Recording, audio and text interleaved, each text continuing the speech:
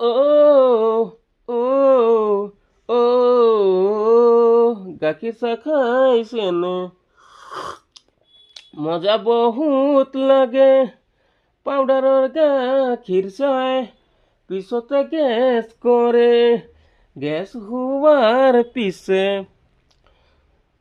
পাত বহুত আহে, পাত অহাৰ পিছে মানুহে গালি পাৰে, কি খাই আহিছ বুলি চবে সোধে, কব নোৱাৰো মই গাখীৰ চাহ খাইছো যে, কলে গালি দিব, কব লাল চাহ খাবি, এই পাউডাৰৰ গাখীৰ গেছ সদায় কৰে,